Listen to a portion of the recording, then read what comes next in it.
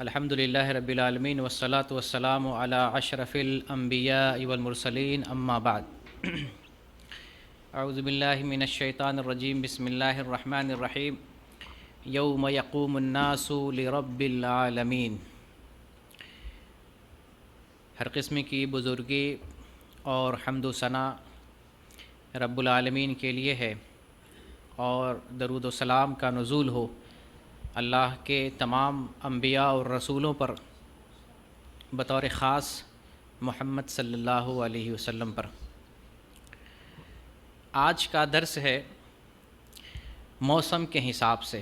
جو موسم چل رہا ہے گرمی کا موسم، اور اس موسم کی ہم شدت کو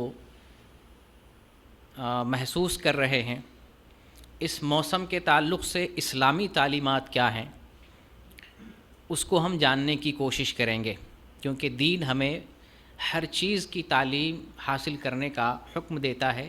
دین کے اندر اللہ تعالیٰ نے حکم دیا ہے پورے کے پورے طور پر داخل ہو جاؤ، تو دین کی جو اصل تعلیم ہے وہ ہمیں جاننا چاہیے۔ موسم کے تعلق سے ہو، اٹھنے بیٹھنے کے تعلق سے ہو، عبادات کے تعلق سے ہو، معاملات کے تعلق سے ہو، تمام قسم کے مسائل کو ہمیں جاننا یہ دینی امور میں سے ہے۔ تو اس لیے آج ہم لوگ انشاءاللہ موسم کے تعلق سے جو اسلامی رہنمائی ہے اسے جاننے کی کوشش کریں گے۔ موسم کے تعلق سے سب سے پہلا مسئلہ اور بنیادی چیز یہ ذہن میں رہے کہ آدمی کبھی کبھی دانستہ طور پر اور کبھی کبھی نادانستہ طور پہ، کبھی جانتے ہوئے اور کبھی انجانے میں، اور خاص طور سے موسم کے تعلق سے انجانے میں کچھ ایسی باتیں زبان سے نکل جاتی ہیں جس کی وجہ سے اللہ کو تکلیف پہنچتی ہے، یا اس کو دوسرے لفظوں میں کہیں کہ وہ اللہ کے لیے وہ چیز گالی بن جاتی ہے، اور ہمیں اس کا احساس و ادراک نہیں ہوتا ہے۔ جیسا کہ ایک حدیث میں آیا ہے، نبی کریم صلی اللہ علیہ وسلم ارشاد فرماتے ہیں، اور وہ حدیث قدسی یعنی اللہ رب العالمین ارشاد فرماتا ہے، یؤذینی ابن آدم یسب الدہر وانا الدہر بید الامر اقلب اللیل والنہار۔ یؤذینی ابن آدم، ابن آدم مجھے تکلیف پہنچاتا ہے، یسب الدہر زمانے کو گالی دیتا ہے، وانا الدہر میں ہی زمانہ ہوں، بید الامر میرے ہاتھ میں سارے معاملات ہیں، میرے ہاتھ میں کنٹرول اختیار میرے ہاتھ میں ہے، اقلب اللیل والنہار میں ہی رات اور دن کو الٹتا اور پلٹتا ہوں۔ زمانے جاہلیت میں ہوتا یہ تھا، کفار مشرکین اور جو ملحدین تھے ناستک، ان لوگوں کا خیال تھا کہ زمانہ ہمیں پیدا کرتا ہے، ہم کو پیدا کرنے والا اللہ نہیں ہے۔ جو ملحدین بعض لوگ یہ سمجھتے تھے کہ زمانہ ہمیں پیدا کرتا ہے، رات و دن کی وجہ سے دنیا میں ہم آئے ہیں، اور رات و دن ہی ہمیں ہلاک کرتے ہیں۔ رات و دن کی وجہ سے ہم پیدا بھی ہوئے، اور رات و دن کی وجہ سے ہم مرتے بھی ہیں۔ قرآن میں اللہ تعالیٰ نے ایک جگہ ارشاد فرمایا ہے، وما یہلکنا الا الدہر، کہ ہم کو جو برباد کرتا ہے، موت دیتا ہے، ہلاک کرتا ہے، وہ زمانہ ہے، زمانے کی وجہ سے ہمیں ہلاکت ملتی ہے۔ اور بطور خاص جب ان کو کوئی تکلیف پہنچتی تھی، کوئی الم اور نقصان پہنچتا تھا، تو یہ لوگ زمانے کو گالی دیتے تھے۔ زمانے جاہلیت میں لوگ گالی دیتے تھے اور کہتے تھے یا خیبۃ الدہر، یا خیبۃ الدہر، خیبہ کہتے ہیں بربادی، ہائے زمانے کی بربادی۔ تو وہ زمانے کو گالی دیتے تھے۔ آج ہمارے ہاں بھی اس طرح کی بات ہے، جب گرمی بڑھ جاتی ہے یا سردی میں سردی کی شدت بڑھ جاتی ہے تو ہم موسم کو کوستے ہیں، موسم کو گالی دیتے ہیں۔ جب موسم کو گالی دیتے ہیں تو یہ گالی ہم دراصل موسم کو نہیں دے رہے ہوتے ہیں، یہ انجانے پن میں اللہ کو گالی دے رہے ہوتے ہیں۔ جب ہم یا خیبۃ الدہر کہتے ہیں، اے زمانے کی بربادی، اے زمانہ تیرا ستیہ ناس ہو، تیرا برا ہو، تو نے مجھے ہلاک کیا، تو نے مجھے برباد کیا، تیرا بیڑا غرق ہو۔ زمانے کے بارے میں جب ہم ایسا کہتے ہیں تو جان بوجھ کر تو نہیں، لیکن انجانے میں ہم اللہ رب العالمین کو تکلیف پہنچاتے ہیں، اللہ کو گالی دیتے ہیں۔ حدیث قدسی میں اللہ کیا فرماتا ہے، بنی آدم مجھے تکلیف پہنچاتا ہے اور گالی دیتا ہے، زمانے کو گالی دیتا ہے، یسب الدہر زمانے کو گالی دیتا ہے۔ اور آپ اللہ تعالیٰ آگے فرماتا ہے حدیث قدسی میں وَأَنَا الدَّهْرُ، میں ہی زمانہ ہوں. یعنی گویا کہ اگر کوئی آدمی زمانے کو گالی دے رہا ہے اور اللہ کہہ رہا میں ہی زمانہ ہوں، تو گویا کس کو گالی دے رہا ہے؟ اللہ کو گالی دے رہا ہے. یہ نادانستہ طور پہ، انجانے میں ہم اللہ رب العالمین کو گالی دے رہے ہوتے ہیں. اور نبی کریم صلی اللہ علیہ وسلم نے صحیح مسلم میں ایک حدیث ہے، آپ نے فرمایا ہے لا یقولن احدکم یا خیبۃ الدہر فإن اللہ هو الدہر، کہ تم لوگ کبھی بھی اپنی زبان سے نہ کہو یا خیبۃ الدہر. جیسے جاہل لوگ کہا کرتے تھے زمانے جاہلیت میں، کفار کہا کرتے تھے یا خیبۃ الدہر، ہے زمانے کی بربادی، ہے زمانے کی ہلاکت، ستیہ ناس. اس طرح سے تم لوگ نہ کہا کرو. کیوں نہ کہا کرو؟ فإن اللہ هو الدہر، اللہ ہی زمانہ ہے. تو انجانے پن میں ہم کیا کرتے ہیں؟ اللہ کو گالی دیتے ہیں. اور اللہ کو گالی دینا یا اللہ کو تکلیف پہنچانا، گالی دینا بہت بری بات ہے. جب ایک آدمی ہمارے کسی رشتہ دار کو گالی دیتا ہے تو ہم کو برا لگتا ہے. وہی آدمی جب ہمارے کسی قریبی رشتہ دار کو گالی دیتا ہے اور برا لگتا ہے. ہمارے کسی دوست، جگری دوست کو گالی دیتا ہے، ہم کو اور بھی برا لگتا ہے. جب کوئی ہمیں ڈائریکٹلی گالی دے دے اور بھی ہمیں غصہ آتا ہے، مارنے کو جی کرتا ہے، کچھ بھی کرنے کو جی کرتا ہے. جب ہمارے علاوہ ہمارے والد، ہماری والدہ، ہماری بہن، ہمارے بھائی کو گالی دیتا ہے تو ہماری روح تک کو تکلیف پہنچ جاتی ہے. اور جب کوئی آدمی اللہ کو گالی دے تو یہ تو بہت بری گالی ہے، انجانے ہی پن میں، لیکن ہم کہیں نہ کہیں اللہ کو گالی دے رہے ہوتے ہیں. اس سے ہمیں نصیحت کیا مل رہی ہے کہ اگر گرمی کی شدت بڑھ جائے یا سردی کی شدت بڑھ جائے، موسم خراب ہو اور موسم کی وجہ سے اگر ہمیں کوئی تکلیف پہنچ رہی ہو، کوئی الم پہنچ رہا ہو، تو ہمیں موسم کو نہیں کوسنا چاہیے، کیونکہ موسم کو لانے اور لے جانے والا کون ہے؟ اللہ رب العالمین. اللہ تعالیٰ ہی موسم کا خالق ہے. اللہ نے پایا وَأَنَا الدَّهْرُ، میں زمانہ ہوں. میں زمانہ ہوں کا مطلب کیا ہے؟ اللہ زمانے کا خالق ہے، رات اور دن کا خالق ہے، سردی اور گرمی کا خالق ہے. موسم کتنے طرح کے ہیں؟ 4 طرح کے موسم ہوتے ہیں. سردی کا موسم، گرمی کا موسم، موسم بہار، موسم خزاں. یہ 4 قسم کے موسم ہوتے ہیں. اور اللہ رب العالمین نے تمام مواسم میں خصوصیت رکھی ہے. ان سارے موسم سے ہم لطف اندوز ہوتے ہیں. کبھی ایسا ہوتا ہے کہ ٹھنڈی سے ہم لطف اندوز ہوتے ہیں، اور کبھی گرمی سے ہم لطف اندوز ہوتے ہیں، کبھی موسم خزاں سے لطف اندوز ہوتے ہیں، اور کبھی ہم موسم بہار سے لطف اندوز ہوتے ہیں. اللہ تعالیٰ نے تمام مواسم میں حکمت رکھی ہے. اگر یکساں موسم ہوتا تو ہمیں بالکل اچھا نہیں لگتا. اللہ تعالیٰ نے مختلف اور ڈیفرنٹ قسم کے موسم رکھ کر اللہ تعالیٰ نے ہم پر احسان کیا ہے. تو ان تمام موسم میں اللہ تعالیٰ نے کچھ نہ کچھ حکمت رکھی ہے. تو ہم موسم کو، زمانے کو، اور موسم جو بدلتے رہتے ہیں، موسم کے اندر جو شدت پیدا ہوتی ہے، سختی پیدا ہوتی ہے، اس کی وجہ سے ہمیں تکلیف پہنچتی ہے، تو ہمیں گالی نہیں دینا چاہیے. کیوں؟ اس لیے کہ یہ گالی اللہ رب العالمین تک پہنچتی ہے، تو ہمیں گالی نہیں دینا چاہیے. دوسری چیز بنیادی طور پہ یہ ہے موسم کے تعلق سے کہ ایک انسان کو اگر تکلیف لاحق ہوتی ہے تو تکلیف تو اسی وقت دور ہوگی جب اللہ چاہے گا. تکلیف تو رہے گی. اگر ہم کسی مصیبت میں گرفتار ہو گئے، ہم کسی پریشانی میں گرفتار ہو گئے، یا یہ گرمی کا موسم ہے، تو یہ اچانک تو نہیں چلی جائے گی، اس کا وقت ہے. اللہ رب العالمین جب چاہے گا یہ گرمی جائے گی. اللہ کے پاس ایک وقت ہوگا. تو اس موسم میں ہمیں وقت تو گزارنا ہے، اس تکلیف میں ہمیں تو رہنا ہے. تو ہمیں کیا کرنا چاہیے؟ صبر کے ساتھ رہنا چاہیے. جب ہم تکلیف میں ہیں اور یہ تکلیف اپنے وقت پہ جائے گی، ہمارے کرنے سے کچھ نہیں ہوگا، تو ہمیں کرنا کیا چاہیے؟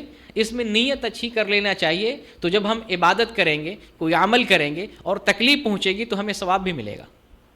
جیسا کہ حدیث میں آیا، بخاری کی حدیث ہے، مومن کو اگر تکلیف پہنچتی ہے تو اللہ رب العالمین اس تکلیف کی وجہ سے گناہوں کا کفارہ بنا دیتا ہے.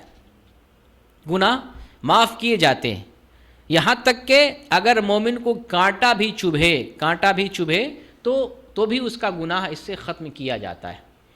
تو کیوں نہ ہم موسم کی سختی میں رہتے ہوئے ہم نیت کر لیں صبر کرنے کی، اجر پانے کی. عبادت کر رہے ہوتے ہیں، نہاتے ہیں، غسل کرتے ہیں، غسل کی حاجت ہوتی، پانی گرم ہوتا ہے، نہاتے ہیں، تو صبر کرتے ہیں. موسم کو گالی نہیں دیتے ہیں، صبر کرتے ہیں کہ نہانا ہمارے اوپر فرض ہے، نہانا ضروری ہے، چلو ہم نہائیں گے تاکہ ہم عبادت کر سکیں، تو آپ کو نہانے میں ثواب ملے گا۔ آپ سخت جو ہے گرمی میں مسجد کی طرف جاتے ہیں، گرم پانی سے وضو کرتے ہیں، اور گرمی میں آپ نماز پڑھتے ہیں، صبر کرتے ہیں، تو اللہ رب العالمین آپ کے عبادت کے اندر ثواب کو جو ہے بڑھا دے گا۔ جتنی سختی بڑھے گی اللہ رب العالمین اس قدر جو ہے ثواب بڑھا دے گا۔ ایک حدیث میں آیا ہے کہ انسان کوئی عبادت کرتا ہے تو اس عبادت کے اندر جتنی تکلیف پہنچتی ہے اس تکلیف کے بقدر اللہ رب العالمین اجر دیتا ہے۔ تکلیف اپنے من سے مول نہیں لینا ہے، لیکن اگر نفس عبادت میں تکلیف ہے، تکلیف ہوتی ہے، تو اس تکلیف کی وجہ سے جس قدر تکلیف ہوگی اللہ رب العالمین اس کے اجر کو بڑھا دے گا۔ آج تو ہم نماز پڑھتے ہیں تو بڑی سہولتیں ہیں، ہم جاتے ہیں ایئر کنڈیشن مسجد میں جاتے ہیں، قالین پر نماز پڑھتے ہیں، ٹھنڈا پانی پیتے ہیں، ٹھنڈے پانی سے وضو کرتے ہیں۔ آج کے زمانے میں نبی کریم صلی اللہ علیہ وسلم کے زمانے میں جب صحابہ کرام سجدہ کرتے تھے تو تپش ایسی ہوتی تھی، صحابہ اپنے کپڑے کے اس دامن کو رکھ لیا کرتے تھے سجدے کے پاس اور پھر اس پہ سجدہ کرتے تھے۔ تکلیف کا زمانہ تو ان لوگوں نے دیکھا ہے۔ ہمارے یہاں جو گرمی ہے، گرمی سے بچنے کے لیے تو ہمارے پاس مختلف قسم کے اسباب موجود ہیں۔ ہم اے سی چلاتے ہیں، کولر چلاتے ہیں، پنکھا چلاتے ہیں، بجلی کا ایک سے ایک استعمال کرتے ہیں، ٹھنڈا پانی پیتے ہیں، شربت پیتے ہیں، ہم جو ہے لسی پیتے ہیں، ہم تربوز، خربوز اور جو ہے کیا سے کیا چیزیں کھاتے ہیں اور اپنے بدن کو ٹھنڈک پہنچاتے ہیں۔ ہر قسم کی سہولتیں موجود ہیں۔ تو خلاصہ یہ ہے بنیادی طور پہ کہ اگر ہم کبھی تکلیف میں ہوں تو بجائے رونے دھونے کے، بجائے کسی کو کوسنے کے، ہم اس پر اگر صبر کرتے ہیں، اجر کی نیت کرتے ہیں، تو تکلیف پہنچنے پر اللہ رب العالمین ہمیں بدلہ دیتا ہے۔ کئی قسم کا بدلہ دیتا ہے۔ گناہ کم ہوتا ہے، ایک بدلہ یہ ہوتا ہے درجات کو بلند کرتا ہے، اور اللہ رب العالمین بسا اوقات جو ایسی بھی تکلیف ہے جس کی وجہ سے اللہ رب العالمین جنت بھی دیتا ہے۔ تو تکلیف پر ہمیں صبر کرنا چاہیے اور نیکی کی ہمیں نیت کرنی چاہیے۔ ایک اور آپ کو بتاؤں، ایک واقعہ اسی وقت میں بتاؤں اس تعلق سے۔ ایک مرتبہ ایک سپر مارکیٹ میں، چونکہ ہم غیر مسلم کو تبلیغ بھی کرتے رہتے ہیں، اور الحمدللہ 2 دن پہلے ایک نیپالی بھائی جو پہاڑ سندھولی ضلع سے تعلق رکھتے تھے، 2 دن پہلے اسلام قبول کیا۔ الحمدللہ جب پہاڑ کے لوگ اسلام قبول کرتے ہیں تو بڑی خوشی ہوتی ہے، کیونکہ وہ لوگ جو ہے لوگوں کے درمیان، مسلمانوں کے درمیان کم ہوتے ہیں، تو اسلام کو جب قبول کرتے ہیں تو ان کے دل کے اندر جو اسلام قبول کرنے کی خواہش پیدا ہوتی، پہلے سے رہتی ہے۔ تو میں ایک مرتبہ القصیم میں تھا، اور القصیم میں 3 سال دعوت و تبلیغ کرنے کا موقع ملا۔ وہاں صرف نیپالیوں کو تبلیغ کرتا تھا، آپ کے یہاں آ کر سارا ہے، لیکن وہاں صرف نیپالی دائی تھا، نیپالی زبان میں نیپالیوں کو تبلیغ کرتا تھا، اور الحمدللہ اس کے بہت اچھے ثمرات ظاہر ہوئے، بہت اچھے ثمرات جس کو بیان کرنا مناسب نہیں ہے۔ برکیف جو بیان کرنا چاہتا ہوں، ایک سپر مارکیٹ میں گیا اور ایک نیپالی کو دین بتا رہا تھا، اسلام کے بارے میں بتا رہا تھا۔ وہ کیا کہہ رہا جانتے ہیں کہ بھائی صاحب، آپ یہ دھرم بتا رہے ہیں، اس سے ہم کو کیا فائدہ ملے گا؟ آپ پیسہ کے بارے میں بتائیں، پیسہ کیسے بڑھے گا، ہمارا پروموشن کیسے ہوگا، ہماری سیلری کیسے بڑھے گی، یہ ہم کو فائدہ پہنچائے گا۔ یہ دھرم کرم کرنے سے کیا فائدہ ملے گا؟ جب تک ہم اپنے ماتھے کا پسینہ نہیں بہائیں گے، جب تک ہم محنت نہیں کریں گے، ہم کو پھل نہیں ملے گا، پیسہ نہیں ملے گا۔ کون کھانے کے لیے دے گا؟ اگر ہم مسلمان ہو جاتے ہیں، اسلام دھرم قبول کر لیتے ہیں، کیا اللہ تعالیٰ میں کھانے کے لیے دے گا؟ میں نے کہا بات تو آپ کی جگہ، آپ اپنے حساب سے سمجھ رہے ہیں، غور کر رہے ہیں، سمجھانے کے لیے آپ کو میں کچھ زاویے دیتا ہوں، ذرا سمجھنے کی کوشش کریں۔ آپ کا یہ سوچنا ہے کہ ہم محنت کرتے ہیں، پسینہ بہاتے ہیں، خون پسینہ بہاتے ہیں تو آپ کو روزی روٹی ملتی ہے، آپ کو دولت ملتی ہے۔ چلیں آپ کو میں سمجھنے کے لیے ایک پوائنٹ دیتا ہوں۔ آپ اس وقت سعودی عرب میں، نیپال چھوڑ کے سعودی آئے، ویزا لگایا، سعودی عرب میں آپ سپر مارکیٹ میں کام کر رہے ہیں، آپ کو محنت کے بدلے جو ہے سیلری ملتی ہے۔ آپ یہ جو سیلری پا رہے ہیں اور آپ سوچتے ہیں کہ صرف میری محنت ہے، میری محنت کی وجہ سے پیسہ مل رہا ہے، آپ جس دماغ کو یوز کر کے کام کر رہے ہیں وہ دماغ کس کا ہے؟ کہاں سے لائے؟ جس آنکھ سے دیکھ کر آپ کام کر رہے ہیں اس آنکھ میں روشنی کون دے رہا ہے؟ اللہ رب العالمین۔ اور کتنی دیر روشنی چاہیے؟ 24 گھنٹہ روشنی چاہیے کہ آپ دیکھتے رہیں تب جا کے کام کریں گے. 24 گھنٹہ دماغ میں پاور چاہیے، دماغ آپ کا ہمیشہ کام کرتے رہنا چاہیے، تب جا کے آپ ڈیوٹی کر سکتے ہیں. اللہ تعالیٰ نے، اور آپ ہاتھ سے کام کرتے ہیں، اس میں طاقت ہے، قوت ہے، حرکت ہے، اس میں نس ہے، اس میں بلڈ ہے، اس میں جان ہے. یہ کون دے رہا ہے؟ کس کا ہے یہ؟ اس کو آپ یوز کر رہے ہیں، ہاتھ کو، پیر کو، بدن کو، دماغ کو، ہر ایک چیز کو یوز کر رہے ہیں. وہ کون دے رہا ہے؟ وہ حیران ہو گیا. میں نے کہا یہ سب اللہ کا ہے. آپ صرف ایک محنت کر رہے ہیں، معمولی سی چیز ہے، محنت معمولی چیز ہے. اللہ تعالیٰ نے جو دیا ہے وہ بہت زیادہ ہے. پورا جسم اللہ کا ہے، دماغ، جسم، ہاتھ، پیر، روشنی، سوچ، فکر، سب اللہ کا ہے.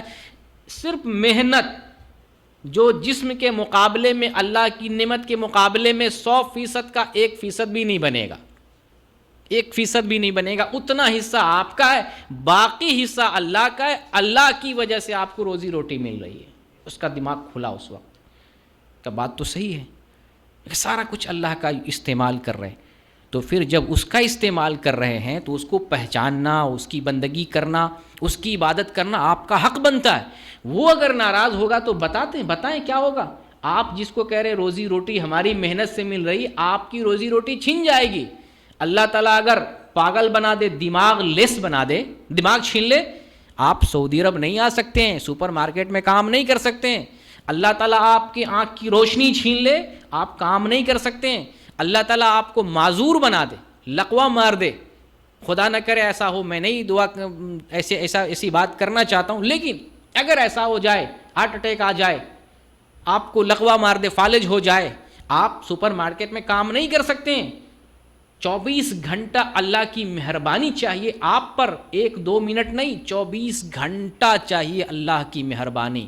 اور آپ کے پورے بدن پر، صرف ایک چیز پر نہیں، دماغ پر، آنکھ پر، کان پر، ہاتھ پر، پیر پر، دل پر، گردے پر، جگر پر، ہر ایک چیز پر اللہ کی مہربانی چاہیے. تو کیا اس اللہ کے بارے میں جاننا آپ کا فرض نہیں بنتا ہے؟ تب وہ غور و فکر کرنے لگا. ہم بھی سوچتے ہیں، ہم میں سے کچھ مسلمان بھی ایسے نادان ہیں کہ ہمیں نماز پڑھنے سے کیا ملے گا، ہمیں روزہ رکھنے سے کیا ملے گا. ہم محنت کرتے ہیں تو ہمیں روزی ملتی ہے، محنت کرتے ہیں، پسینہ بہاتے ہیں.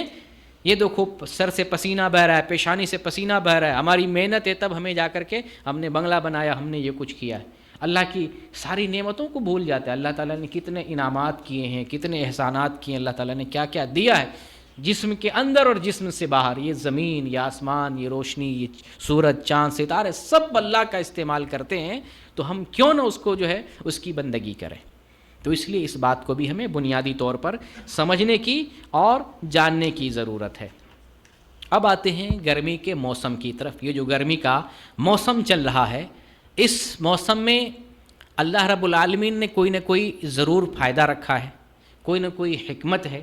اللہ نے کوئی بھی کام بغیر حکمت کے اور بغیر فائدے کے نہیں کیا. ہر ایک چیز کے اندر فائدہ ہے، ہر ایک چیز کے اندر اللہ تعالیٰ نے حکمت رکھی ہے، اور حکمت کے تحت اللہ تعالیٰ نے ہر ایک چیز کو بنایا ہے.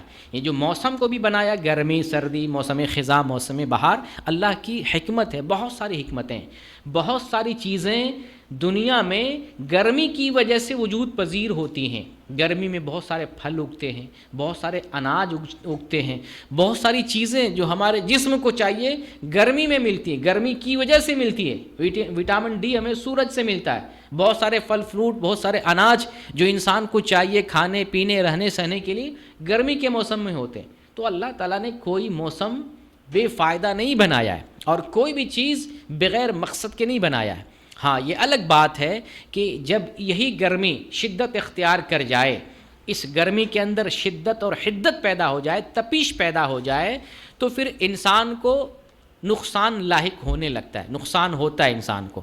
جیسے گرمی کی تپش بڑھ جائے، انسان کو لو لگتی ہے، انسان کو بیماری بھی لگتی ہے، اور انسان موت کا شکار بھی ہوتا ہے. ایسا نہیں ہے جس انسان کے پاس سہولت نہ ہو، گھر میں اچھا گھر نہ ہو، اچھی رہائش نہ ہو، اچھا پہناوا نہ ہو، اچھی سہولتیں نہ ہو، اور گرمی کی سختی ہو، اور اس کے جسم کے اندر قوت مدافعت، ڈیفینس پاور کمزور ہو، تو وہ مر سکتا ہے. وہ تو گرمی کے اندر نقصان بھی ہے، لیکن گرمی کے اندر فوائد بھی ہیں.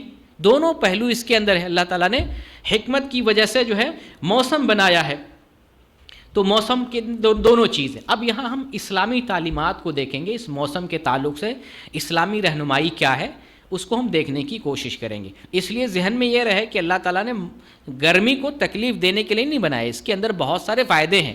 اگر کچھ اس کے اندر نقصان ہے تو ہم نقصان سے بچنے کے لیے کوشش کریں گے. ہزاروں وسائل اللہ تعالیٰ نے بنائے. گرمی ہے تو کیا انسان مر جا رہا؟ نہیں. اے سی میں ہے، کولر میں ہے، ٹھنڈے میں ہے، چھت کے نیچے ہے. سہولتیں اللہ تعالیٰ نے رکھی. اللہ تعالیٰ نے ہمیں بتایا ہے کہ اپنے آپ کو نقصان نہ پہنچاؤ. اللہ تعالیٰ نے ہمیں بہت سارے وسائل دیے ہیں. تو اس لیے یہ نہیں سمجھنا چاہیے کہ گرمی کے اندر نقصان ہی نقصان ہے. بلا شبہ جب شدت بڑھ جائے تو نقصان ظاہر ہوتا ہے، لیکن اسباب اپناتے ہیں تو نقصان سے ہم بچ سکتے ہیں. تو آتے ہیں اس کے اندر جو اسلامی تعلیمات ہیں ان کو جو ہے جاننے کی کوشش کرتے ہیں. پہلے نمبر پر یہ سمجھ لیں گرمی آتی کیوں ہے. اور اس سے پہلے ہم نے سردی کے موقع پر سردی کے بارے میں بتایا تھا. سردی کیوں آتی ہے؟ اور یہاں پر بھی یہ سوال ہے گرمی کیوں آتی ہے، گرمی آنے کا سبب کیا ہے. آئیے ایک حدیث دیکھ لیتے ہیں. بخاری کی حدیث ہے 538 نمبر کی. ابو سعید خدری رضی اللہ تعالیٰ عنہ بیان کرتے ہیں کہ نبی کریم صلی اللہ علیہ وسلم نے ارشاد فرمایا ابردوا بالظہر فإن شدۃ الحر من فیح جہنم. ظہر کی نماز کو ٹھنڈا کر کے پڑھو، اس لیے کہ گرمی کی سختی، موسم گرما کی شدت یہ جہنم کے سانس لینے کی وجہ سے ہے. یہاں حکمت معلوم ہو رہی ہے گرمی کا موسم کیوں آتا ہے، کس لیے آتا ہے. تو یہ حدیث ہمیں بتاتی ہے کہ جب جہنم سانس لیتی ہے تو دنیا میں گرمی پیدا ہوتی. ذرا اندازہ لگائیے جہنم کے سانس لینے کی وجہ سے دنیا میں اتنی گرمی پیدا ہوتی ہے، پوری دنیا میں بہت سارے لوگوں کو نقصان ہونے لگتا ہے. اس جہنم میں جب انسان کو جلنا پڑے گا پھر اس انسان کا عالم کیا ہوگا. ذرا تصور کرنے کی ہمیں ضرورت ہے کہ اس جہنم میں کسی کو جانا پڑے، اس جہنم میں کسی کو جلنا پڑے، پھر اس کی حالت کیا ہوگی. آج جو دنیا کی آگ ہے، حدیث میں آیا ہے کہ دنیا کی آگ جہنم کی آگ کے مقابلے میں ایک حصہ ہی یہاں پر ہے. جو آگ جلاتے ہیں سختی آگ کے اندر 70 حصے کا ایک حصہ ہے، 69 حصہ جہنم میں. یعنی دنیا کی آگ، دنیا کی شدت حرارت دنیا کی آگ کے مقابلے میں جہنم کے آگ کی شدت 69 گنا زیادہ ہے. اب اندازہ لگائیں. تو یہ دنیا میں جو گرمی ہوتی ہے، گرمی کی شدت بڑھتی ہے جہنم کے سانس لینے کی وجہ سے. اور ایک بہت مشہور حدیث بھی ہے کہ جب جہنم نے اللہ رب العالمین سے شکایت کی کہ میرا بعض حصے کو کھا رہا ہے، تو اللہ تعالیٰ نے جہنم کو 2 سانس لینے کی اجازت دی. جہنم جب ایک سانس لیتی ہے تو سردی ہوتی ہے، اور جہنم جب دوسری سانس لیتی ہے تو کیا ہوتی ہے؟ گرمی ہوتی. سردی بھی جہنم کی وجہ سے، گرمی بھی جہنم کی وجہ سے. تو اس حدیث سے ہمیں معلوم یہ ہوا کہ گرمی آنے کا سبب جہنم کا سانس لینا ہے. تو ہمیں بچاؤ کرنے کی ضرورت ہے. جیسے دنیا میں ہم بچاؤ کرتے ہیں گرمی سے، ویسے ہم بچاؤ کرنے کی کوشش کریں گے کہ اس جگہ نہ جائیں جس جگہ کے سانس لینے کی وجہ سے دنیا میں اتنی گرمی پیدا ہوتی. اس جگہ جانے سے ہمیں اس دنیا میں اپنا بچاؤ کرنا چاہیے. اس حدیث سے ایک دوسری بات جو معلوم ہوتی ہے وہ یہ ہے، آپ صلی اللہ علیہ وسلم فرمایا ابردوا بالظہر، ظہر کی نماز جب گرمی کی شدت بڑھ جائے تو ظہر کی نماز ٹھنڈا کر کے پڑھو. تو اسلام سیفٹی دیتا ہے، ہر ایک موقع پر سیفٹی دیتا ہے. گرمی کی شدت بڑھ جائے، اسلامی تعلیم میں آپ نماز ٹھنڈی کر کے پڑھ سکتے ہیں. لیکن اگر سہولت ہے، جیسے آج ہمارے لیے سہولت ہے، آج ہمیں وہ فیل نہیں ہوتا ہے، لاکھ گرمی کی شدت بڑھ جائے ہمیں اتنی جو ہے تکلیف نہیں پہنچتی ہے جو آج سے پہلے سہولت نہ ہونے کی وجہ سے تکلیف پہنچتی تھی. آج سہولتیں کافی زیادہ ہیں. تو اگر آپ اول وقت پہ ظہر کی نماز پڑھتے ہیں تو ٹھیک ہے. کسی موقع، کسی ملک میں، کسی شہر میں گرمی کی بہت شدت ہے، کوئی وسائل نہیں، وہ اگر تاخیر سے ظہر کی نماز پڑھتے ہیں تو رسول اللہ صلی اللہ علیہ وسلم کی یہ حدیث رہنمائی کر رہی ہے کہ ظہر کی نماز وہ تاخیر سے ادا کر سکتا ہے. تو یہ موقع ہوا کہ گرمی کیوں آتی ہے. گرمی آنے کا سبب جہنم کا سانس لینا ہے. نبی کریم صلی اللہ علیہ وسلم بھی احتیاط کرتے تھے. گرمی کے موسم میں نماز کو ٹھنڈا کر کے پڑھتے تھے اور سردی کے موسم میں نماز کو جلدی پڑھا کرتے تھے. یہ بطور خاص جمعہ کی نماز کے تعلق سے آتا ہے.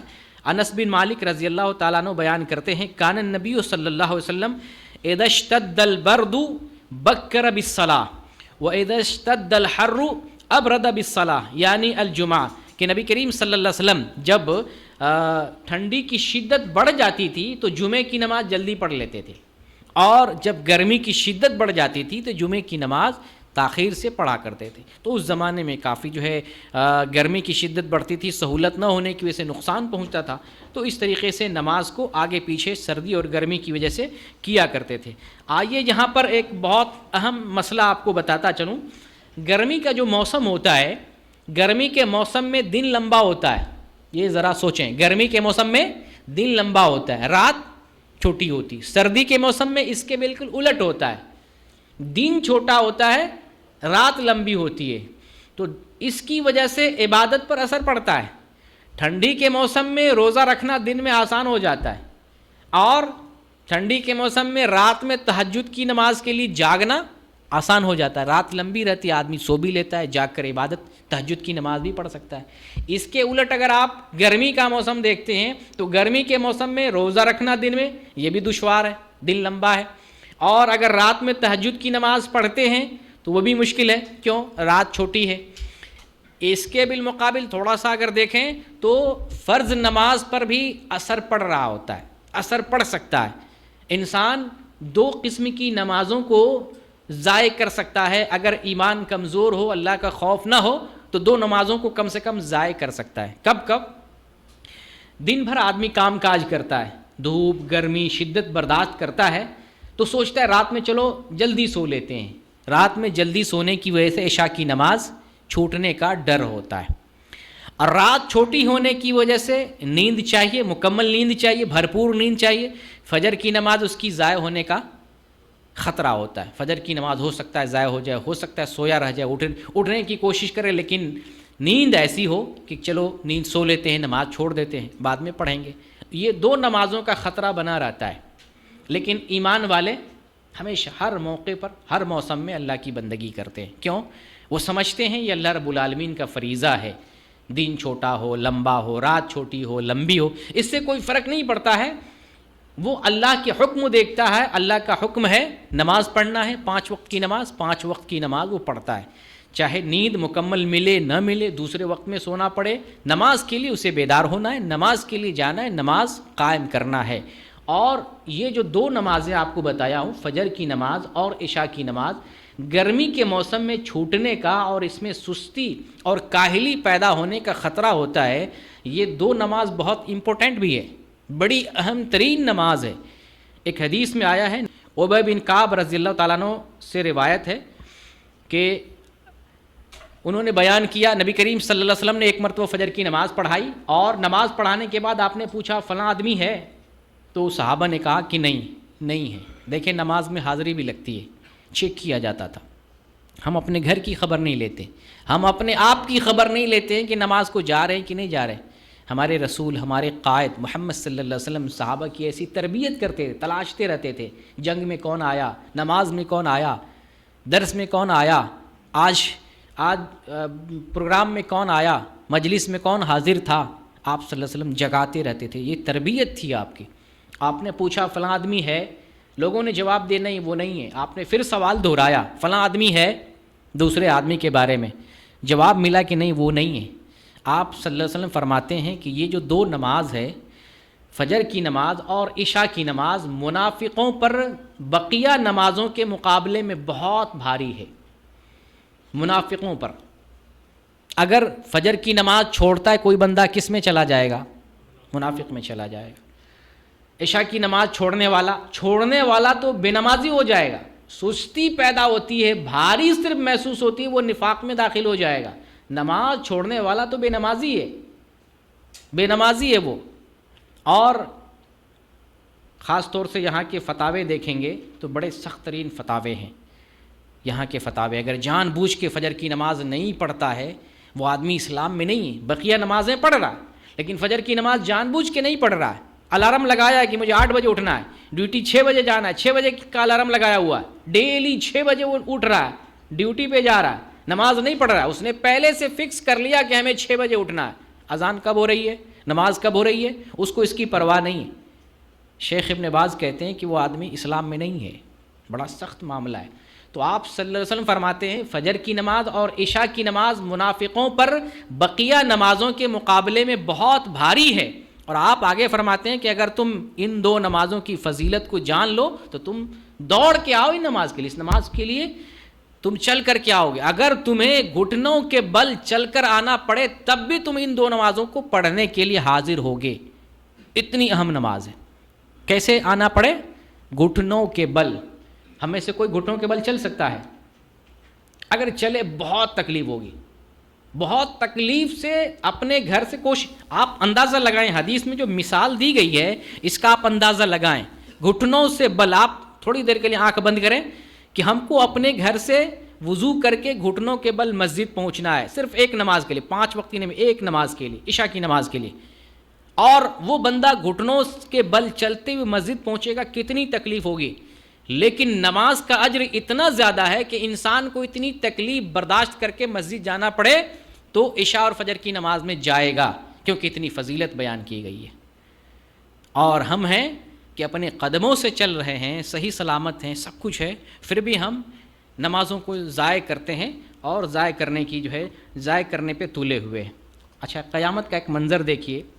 قیامت میں ایک صحابی ہیں انس بن مالک رضی اللہ تعالیٰ عنہ، وہ بیان کرتے ہیں کہ ایک آدمی پوچھتا ہے اللہ کے رسول، قیامت میں کافر لوگ کیسے آئیں گے؟ پتہ آپ کو، قیامت میں کافر لوگ اپنے منہ کے بل چل کے آئیں گے، منہ کے بل، محشر میں جمع ہوں گے منہ کے بل، کافر لوگ، کفار، اللہ کو نہ ماننے والا۔ وہ آدمی سوال کرتا ہے اللہ کے رسول، یہ کافر لوگ محشر میں اپنے منہ کے بل کیسے چل کے آئیں گے؟ یہ تو امپاسبل لگ رہا ہے، کیسے وہ اپنے منہ کے بل چلے گا؟ جیسے ابھی میں نے گھٹنوں کی مثال دی نا، یہ مثال ہے تکلیف کی۔ قیامت میں ایسا ہوگا، واقعی ہوگا، اپنے چہرے کے بل، منہ کے بل کافر چل کے محشر میں جمع ہوں گے۔ صحابی تعجب سے پوچھتے ہیں ایسا کیسے ممکن ہے؟ آپ صلی اللہ علیہ وسلم جواب دیتے ہیں کہ جیسے اللہ تعالیٰ نے دنیا میں اس کافر کو قدموں پر چلایا تھا، وہ قدرت رکھتا ہے کہ اپنے اس بندے، اس کافر کو منہ کے بل چلائے۔ اللہ کی یہ طاقت ہے۔ ہم محشر میں گونگ ہوں گے، ہمارا کچھ نہیں چلے گا، کسی کا کچھ نہیں چلے گا۔ آج دنیا میں جس کا سکہ چلتا ہے، جس کی طاقت بولتی، جس کا پیسہ چلتا ہے، اور جس کا منصب اور عہدہ بولتا ہے، سب خاموش ہو جائے گا۔ اللہ کی عدالت چلے گی اور اللہ کا فیصلہ چلے گا۔ اللہ جسے حکم دے گا، کان کو حکم دے گا بولو، کان بولے گا، ہاتھ کو حکم دے گا بولو، ہاتھ بولے گا، یہ ہاتھ بولنے لگے گا، اس کے اندر قوت گویائی آ جائے گی۔ جیسے حکم دے گا اللہ رب العالمین وہ ہوگا۔ تو دیکھیے اللہ تعالیٰ کیسے چلا رہا ہے۔ اس دن کو ہم یاد کریں، کہیں ہمارا خاتمہ اگر کفر پہ ہو جائے، ایمان پر نہ ہو، کیونکہ ہم صرف یہ نہ سوچیں کہ ہم جو ایمان میں داخل ہیں تو ہم ہم بہت سچے پکے ہیں اور ہمارا حشر بہت اچھا ہونے والا ہے۔ ہمارے ایمان ایسے نہیں ہیں، ہمارے اعمال ایسے نہیں ہیں، ہمارا خاتمہ بالشر بھی ہو سکتا ہے۔ اس لیے اللہ سے دعا کرتے رہیں اور ایمان پہ چلتے رہیں، عبادت کرتے رہیں، تو جا کر کے خاتمہ بالخیر نصیب ہوگا، ورنہ کفر پہ بھی خاتمہ ہو سکتا ہے۔ اللہ رب العالمین کا انکار کرتے ہوئے جائیں گے کافر بن کے، پھر ہمیں محشر میں جمع ہونا پڑے گا، اپنے چہرے کے بل جمع ہونا پڑے گا۔ اللہ رب العالمین ہمیں ایمان پر اٹھائے، آمین یا رب العالمین۔ تو منافق کی بات کر رہا تھا کہ منافق کے لیے 2 نمازیں بھاری ہوتی ہیں، عشاء اور فجر کی نماز۔ یہ جو گرمی کا موسم ہے، نفاق والے کو یہ 2 نمازیں بھی بھاری ہو سکتی ہیں۔ اور 2 نمازیں کیا؟ عبادت کے جتنے بھی معاملات ہیں، نفاق والے کو جو صحیح اور سچا پکا مومن نہیں ہے، وہ عبادت اس کو بھاری ہو سکتی ہے۔ قرآن میں اللہ رب العالمین نے منافق کی ایک مثال بیان کی ہے سورہ توبہ میں۔ ان لوگوں نے منافقوں نے کہا کہ ہم گرمی میں جہاد کرنے نہیں جائیں گے۔ یہ منافق کی مثال اللہ تعالیٰ بیان کر رہا ہے۔ اللہ تعالیٰ ان منافقوں کو کیسے جواب دیا، ذرا قرآن کی آیت سمجھیں۔ سورہ توبہ آیت نمبر 81 میں اللہ رب العالمین نبی سے خطاب کرتا ہے، نبی قل نار جہنم اشد حرا، اے نبی ان منافقوں کو بتا دیجئے یہ آج کی گرمی سے ڈر رہے ہیں، جہاد میں نہیں جانا چاہتے آج کی گرمی کی وجہ سے، اسے بتائیے کہ جہنم کی آگ آج کی گرمی سے بھی زیادہ شدید ہے، اسے خوف دلائیے۔ تو اس آیت سے ہمیں بھی نصیحت لینا ہے۔ آج اگر گرمی سے گھبراتے ہیں، آج اگر تکلیف سے گھبراتے ہیں، آج اگر تکلیف کے سے عبادت نہیں کرتے ہیں، تو کل قیامت میں اس سے زیادہ تکلیف ہم جھیلیں گے، اس سے زیادہ پریشانی جھیلیں گے، اس سے زیادہ ہمیں عذاب ملے گا۔ تو یہ جو ہے سوچ و فکر کے جو زاویے ہیں گرمی سے متعلق، ہمیں ان تمام پہلوؤں سے نصیحت حاصل کرنی ہے اور سبق حاصل کرنا ہے۔ اور اسی طریقے سے بخار کے بارے میں ایک حدیث آتی ہے، صحیح بخاری کی حدیث ہے، الحمى من فیح جہنم، ہمیں جو بخار لگتا ہے یہ جہنم کے سانس لینے کی وجہ سے، بخار کے بارے میں بھی آتا ہے، اس لیے آپ نے حکم دیا ہے فَأَبْرِدُوا بِالْمَاءِ، اس حمّہ کو، اس بخار کو پانی سے ٹھنڈا کرو، جیسے ہم آگ کو پانی سے ٹھنڈا کرتے ہیں، آگ لگتی ہے گھروں میں پانی سے ٹھنڈا کرتے ہیں، بخار کو بھی کہا گیا ہے کہ پانی سے اس کو ٹھنڈا کرو، جیسے ہم دیکھتے ہیں گاؤں دیہات میں پانی کی پٹی دے کر بخار کو دور کیا جاتا ہے۔ تو آپ صلی اللہ علیہ وسلم کے زمانے میں بعض اہل علم نے لکھا ہے زمزم کے پانی سے بخار کی تپش کو دور کرتے تھے، لیکن جن کے پاس زمزم نہیں ہے عام پانی سے بھی اس کی تپش اور حرارت کو دور کر سکتے ہیں۔ یہاں پہ گرمی کے تعلق سے ایک مسئلہ لباس کا ہے۔ گرمی کے موسم میں لباس کے تئیں ہماری کچھ سستی اور کاہلی پیدا ہوتی، مرد میں بھی عورتوں میں بھی۔ عورتیں باریک لباس لگاتی ہیں گرمی کی وجہ سے، ان کی نیت ٹھیک ہوتی ہے گرمی نہ لگے، لیکن اسلام کو بھی ہمیں دیکھنا ہے، ایسا نہ ہو کہ ہم گرمی کی وجہ سے پتلا لباس لگائیں، برہنہ ہو جائیں اور ہم گناہگار ہوں، ایک تکلیف سے بچنے کی وجہ سے ہم دوسرے گناہ میں ہم واقع ہو جائیں۔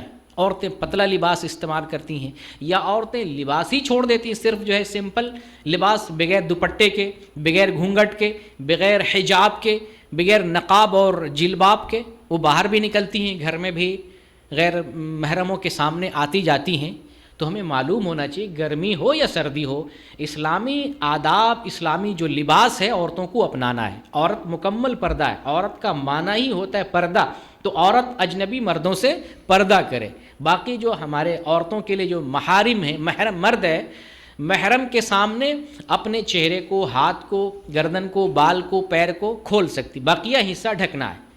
ایک عورت اپنے محرم کے سامنے چہرہ کھول سکتی ہے، بال، سر، گردن اور ہاتھ، پیر یہ کھول سکتی، باقی جسم کا حصہ ڈھکا ہونا چاہیے۔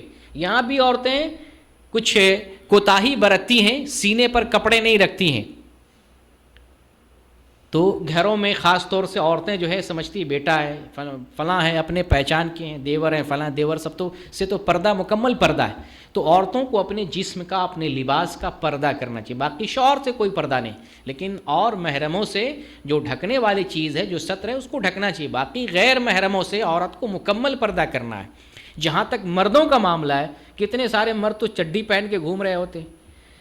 یہ جو ران ہے، ران شرمگاہ میں داخل ہے، ناف اور گھٹنا مردوں کے لیے یہ ستر ہے، ناف اور گھٹنا، ناف ستر میں نہیں ہے، گھٹنا ستر میں نہیں ہے، لیکن ان دونوں کے بیچ جو حصہ اور ایریا ہے ستر ہے مردوں کے لیے، یہ ڈھکنا واجب ہے۔ اس کو عورہ مغلظہ کہتے ہیں، عورہ مغلظہ یعنی وہ چیز جس کو ڈھکنا ہی ڈھکنا ہے، کندھا نہ ڈھکا ہو، سر نہ ڈھکا ہو، سینہ نہ ڈھکا ہو، مردوں کا کوئی حرج کی بات نہیں، لیکن ایک مرد کا ناف کے نیچے کا حصہ اور گھٹنے کے اندر کا حصہ ڈھکا ہونا چاہیے۔ نبی کریم صلی اللہ علیہ وسلم نے ایک آدمی کو دیکھا کہ وہ اپنی ران کھولے ہوا ہے، آپ نے اس کو حکم دیا غطِ فخذک، تو اپنی ران ڈھک لے، فإن فخذ الرجل عورتہ، اس لیے کہ مرد کی ران جو ہوتی ہے وہ شرمگاہ میں داخل ہے۔ بہت سے لوگ چھوٹا سا جو ہے پینٹ لگاتے ہیں جو ران مکمل کور نہیں ہوتی ہے، بلکہ اتنا ٹائٹ باز ایسی چڈی لگاتے ہیں کہ اوپر کا بھی حصہ بلکہ شرمگاہ کا خد و خال اس کی جو ہے نمائش اور اس کی حرکتیں ظاہر ہو رہی ہوتی ہیں۔ ہمیں اس کی پرواہ کرنی چاہیے کہ جو شرمگاہ ہے، جس ڈھکنے والی چیز ہے، اس کو اچھے سے کور کرنا چاہیے۔ تو مردوں کو بھی اس سلسلے میں دھیان دینا ہے اور عورتوں کو بھی اس سلسلے میں دھیان دینا ہے۔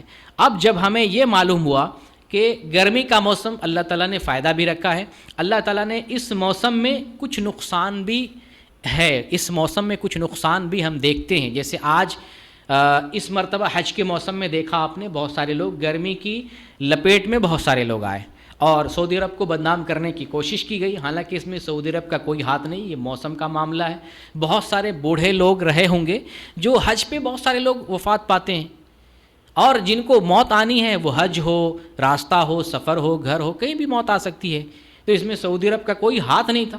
اور پھر یہ کہ گرمی کی شدت تھی تو اس کا بھی اثر ہوا، بطور خاص ان لوگوں پر جن لوگوں نے حج بغیر پرمٹ کے کیا تھا۔ بغیر پرمٹ کے حج کرنا بڑا سخت، یہاں پہ بہت زیادہ جو ہے یہاں پہ سختی سے منع کیا جاتا ہے۔ بلکہ اس مرتبہ جتنی سختی کی گئی حج کے معاملے میں نے اتنی سختی کبھی نہیں دیکھا۔ موبائل پہ ڈیلی میسج آ رہا، لا حج بلا تصریح، اتنا ڈیلی میسج کبھی نہیں گورنمنٹ نے بھیجا۔ اس مرتبہ ڈیلی میسج بھیج رہا تھا، لا حج بلا تصریح، بغیر تصریح کا آپ کا حج نہیں۔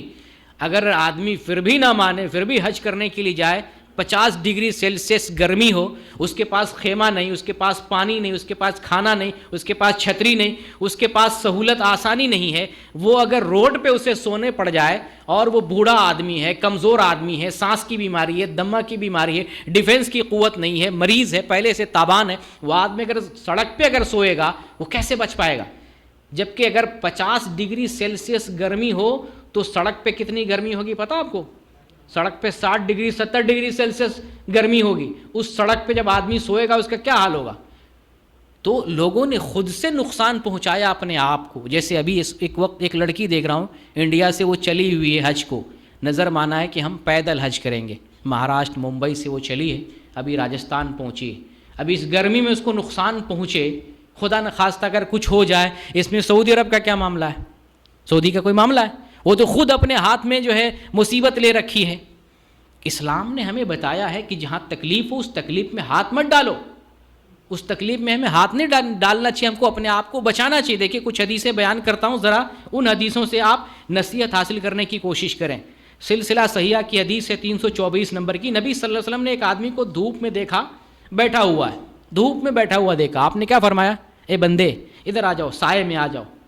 آپ نے اسباب بتایا کہ جب سایہ ہے، سایہ میں آ جاؤ، دھوپ میں کیوں بیٹھے ہو؟ تکلیف پہنچ سکتی ہے، تو اپنے آپ کو تکلیف نہیں پہنچانا ہے۔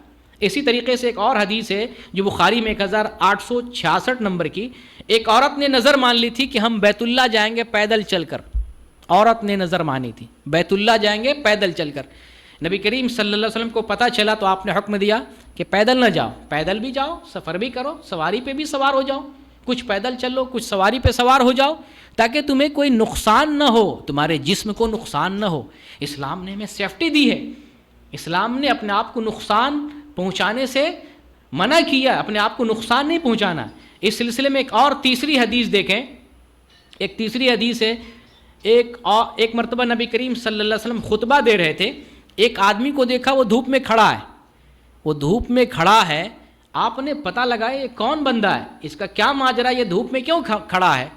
تو لوگوں نے بتایا کہ اس نے نظر مانی ہے کہ یہ دھوپ ہی میں کھڑا رہے گا، یہ بیٹھے گا نہیں، یہ سایہ میں نہیں جائے گا، یہ بات بھی نہیں کرے گا، اور یہ روزہ رکھے گا۔ یہ اتنی ساری نیت کر رکھی، منت مانی ہے۔ نبی کریم صلی اللہ علیہ وسلم نے حکم دیا کہ بتاؤ اس کو، کہو جائے سایہ میں جائے، بیٹھ جائے اور بات بھی کرے، اور چونکہ روزے کی نظر کر لیا ہے، روزے منت مان لے، روزہ مکمل کر لے، لیکن اپنے آپ کو تکلیف نہ پہنچائے دھوپ میں کھڑا رہ کر۔ تو آج اگر ایک لڑکی سفر کر رہی، لڑکی کو اسے کہاں رہنا چاہیے؟ لڑکی کو اسلام نے مقام دیا ہے وَقَرْنَ فِي بُيُوتِكُنَّ، عورت گھر میں رہے، عورت کو گھر سے بلا ضرورت باہر نکلنا ہی نہیں ہے۔ اب عورت سفر کر رہی ہے، اکیلے سفر کر رہی ہے، مردوں کے بیچ میں مسافہ کر رہی ہے، بات کر رہی ہے، منظر ایسا جیسا لگتا ہے بیان نہیں کیا جا سکتا ہے۔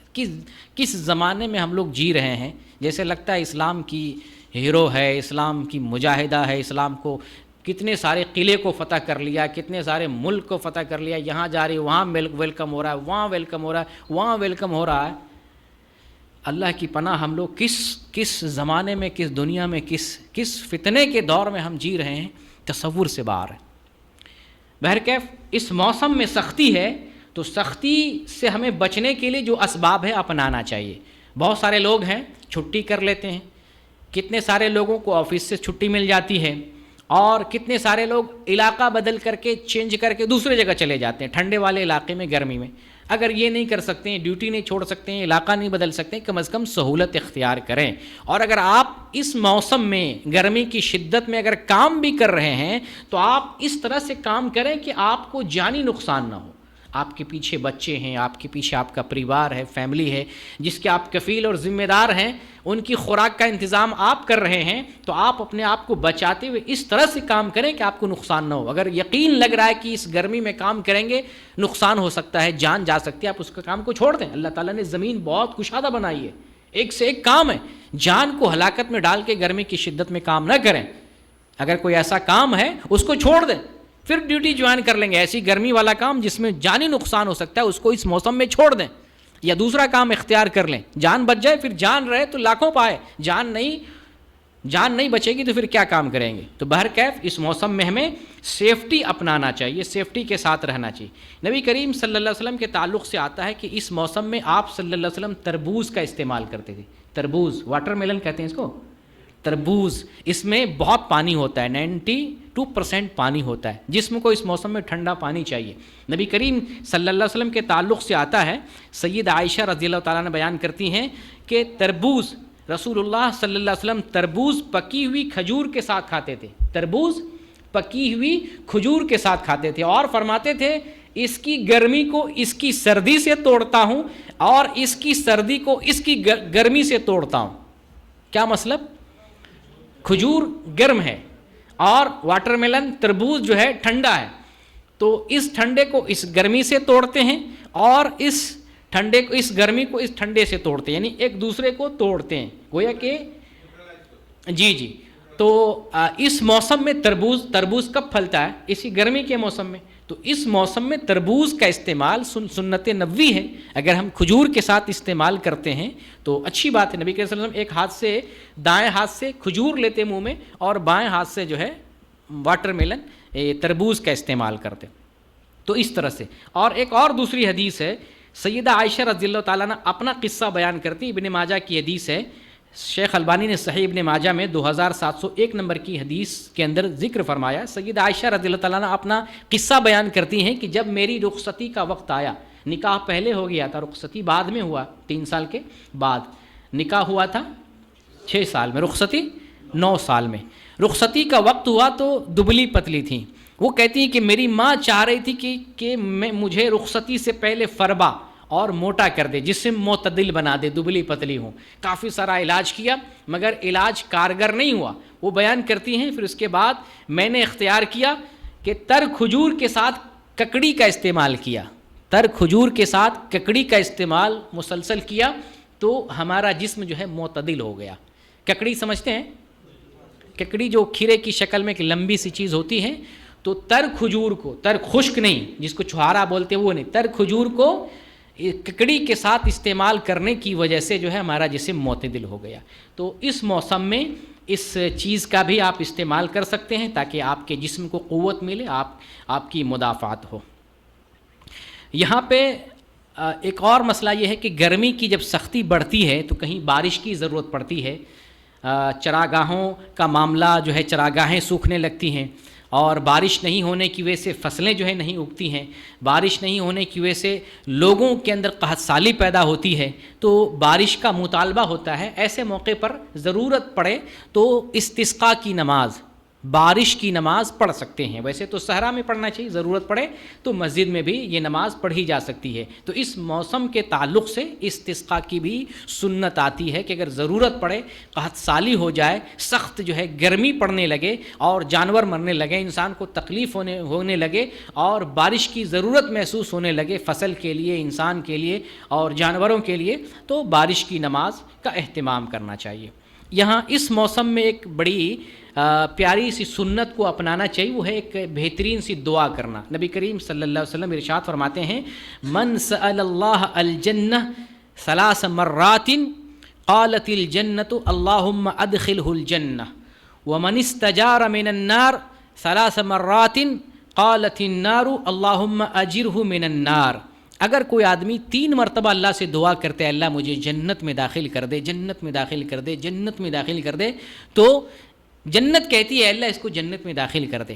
اور اگر کوئی آدمی اللہ سے پناہ مانگتا ہے اللہ جہنم سے دور کر دے، جہنم سے دور کر دے، جہنم سے دور کر دے، جہنم خود کہتی ہے اللہ اس بندے کو جہنم سے دور کر دے. تو جب اس موقع پر تکلیف محسوس ہو رہی ہے، گرمی کی شدت ہمیں محسوس ہو رہی ہے، اور اگلی والی جو زندگی ہے اس زندگی میں بہت ساری گرمی کا موقع آنے والا ہے، اور خاص طور سے جو اصل ٹھکانہ جو ہے جنت ہو یا جہنم، اگر کوئی آدمی جہنم میں جاتا ہے تو جہنم میں سخت ترین جو ہے گرمی محسوس ہوگی. ایسی گرمی سے بچنے کے لیے ہمیں یہاں ایک سبق ملتا ہے کہ ابھی اللہ رب العالمین سے دعا کریں، جنت میں داخل ہونے کے لیے دعا کریں، اور جہنم سے نجات پانے کے لیے اللہ رب العالمین سے دعا کرتے رہنا چاہیے. تو اس سنت پر ہمیں عمل کریں. جنت کے لیے جب بھی سوال کریں 3 مرتبہ سوال کریں. جہنم سے بچنے کے لیے اللہ سے پناہ مانگیں، 3 مرتبہ پناہ مانگیں، تاکہ خود جنت صدا لگائے آ جاؤ تمہارے لیے دروازہ کھلا ہوا ہے. اور جہنم اللہ سے دعا کرے اللہ اس کو جہنم میں نہ بھیج، اس کو جہنم سے نجات دے دے. اب سب سے جو اہم پوائنٹ اس موسم میں جو غور و فکر کا اصل زاویہ ہمارا جو ہونا چاہیے، وہ اصل زاویہ ہے اللہ رب العالمین کا ایک فرمان بیان کرتے ہیں، اس سے ہم سوچتے ہیں. اللہ کا فرمان ہے یوم یقوم الناس لرب العالمین. یاد کرو اس دن کو. اللہ تعالیٰ نے سب سے پہلے دن کا ذکر کیا، یوم یقوم الناس لرب العالمین. یاد کرو اس دن کو جس دن لوگ تمام جہان کے رب کے سامنے کھڑے ہوں گے. یاد کرو اس دن کو. وہ دن انتہائی شدت والا ہولناک دن ہوگا. ایسا ہولناک ہوگا کہ اس آیت کی تفسیر میں محمد صلی اللہ علیہ وسلم بیان کرتے ہیں، ابن عمر رضی اللہ عنہ راوی ہیں، وہ بیان کرتے ہیں کہ جب نبی کریم صلی اللہ علیہ وسلم نے اس آیت کی تلاوت فرمائی تو آپ نے اس کی تفسیر میں کیا بیان فرمایا کہ تم میں سے ہر ایک آدمی اللہ رب العالمین کے سامنے کھڑا ہوگا. اس حال میں کھڑا ہوگا کہ پسینہ اس کے کانوں کی لو تک پہنچ رہا ہوگا، پسینے میں شرابور ہوگا. ہر آدمی قیامت میں وہ دن ہوگا انتہائی شدت والا، اور وہ پسینہ ہمارے اپنے جسم کا پسینہ ہوگا. آج کی گرمی میں جو پسینہ بہتا ہے، کتنا پسینہ بہتا ہے؟ معمولی سا پسینہ بہتا ہے. کتنی تکلیف ہوتی ہوگی، معمولی سی تکلیف پہنچتی ہوگی. کل قیامت میں پسینہ بہے گا، آدمی منہ تک ہوگا اور کانوں کی لو تک پسینہ پہنچ رہا ہوگا. یہ پسینہ اس کا اپنا پسینہ ہوگا. بلکہ دوسری حدیثوں میں آیا ہے کہ انسان کا پسینہ اتنا بہے گا زمین پر 70 ہاتھ تک پھیلا ہوا ہوگا، اور بدن تک اس کے کانوں کو جو ہے کانوں کو چھو رہا ہوگا. یہ پسینہ ہمارا اپنا پسینہ ہوگا. کیسے یہ پسینہ کیسے آئے گا؟ قیامت کی ہولناکی کی وجہ سے. دن اتنا شدید ہوگا، اتنا شدید ہوگا کہ قیامت کی ہولناکی کی وجہ سے آدمی پسینے میں ڈوبا ہوا ہوگا. دن ہولناک ہوگا، وہ قیامت کا منظر بپا ہوگا. اور پھر اس وقت جو ہے سورج ایک میل پر سورج آ جائے گا، 1 میل پر سورج آیا، اور ایسی گرمی کی شدت ہوگی کہ آدمی پسینے میں ڈوبا رہے گا. اس لیے اللہ تعالیٰ نے قرآن میں مختلف جگہ پہ اس دن کے بارے میں عجیب و غریب پیرائے میں انسانوں کو متنبع کرنے کی کوشش کیا. اور یہی آیت دیکھیں کتنی زبردست لگتی ہے. ایمان والا جب یہ آیت پڑھے گا یوم یقوم الناس لرب العالمین، یاد کرو اس دن کو جس دن لوگ اپنے رب کے پاس جائیں گے، رب کے سامنے کھڑے رہیں گے. یہ کوئی ایسا آدمی نہیں کہ آم کھانے کے لیے جائے گا، بریانی کھانے کے لیے جائے گا، نہیں. ایک ذرے کا حساب دعا دینا ہے. اور آدمی کو پتہ ہے کہ ہم سراپا مجرم ہیں، گناہ گار ہیں. جس کے پاس جا رہے ہیں اس کے مجرم ہیں، اس کے گناہ گار ہیں، اس کی سزا کے مستحق ہیں، اس کے پاس ہم جا رہے ہیں. معمولی سا اگر پولیس ہمیں طلب کر لے تھانے میں، کورٹ کچہری میں اگر ہماری پیشی ہو جائے، پسینے چھوٹ جاتے ہیں، بی پی ہائی ہو جاتا ہے، کتنا آدمی جو ہے ٹیمپریچر میں آ جاتا ہے. اللہ کے سامنے ذرے کا حساب. فَمَن يَعْمَلْ مِثْقَالَ ذَرَّةٍ خَيْرًا يَرَهُ وَمَن يَعْمَلْ مِثْقَالَ ذَرَّةٍ شَرًّا يَرَهُ. ذرہ برابر بھی نیکی کیا ہوگا وہ بھی وہاں دیکھے گا، ذرہ برابر بھی برائی کیا ہوگا وہ بھی دیکھے گا. اس لیے یہ دن بڑا انتہائی ہولناک دن ہوگا. اللہ تعالیٰ نے مختلف پیرائے میں ڈرایا ہے، تنبیہ کی ہے. جو نصیحت لینے والا ہے وہی نصیحت لے سکتا ہے. جیسے قرآن میں اللہ تعالیٰ نے فرمایا وَاتَّقُوا يَوْمًا تُرْجَعُونَ فِيهِ إِلَى اللَّهِ. ڈرو اس دن سے جس دن تم سب کو اللہ کے سامنے حاضر ہونا ہے. ڈرو. وَاتَّقُوا.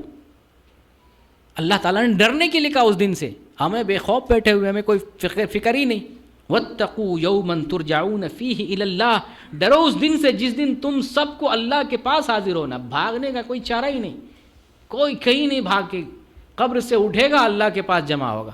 قبر سے اٹھے گا اللہ کے پاس سارے لوگ جمع ہو جائیں گے آٹومیٹک. کوئی گلی، کوئی راستہ، کوئی جو ہے چور دروازہ ادھر سے نکل لیے ادھر بچانے والا، کوئی بچانے والا، پہنچنا اللہ کے پاس ہے.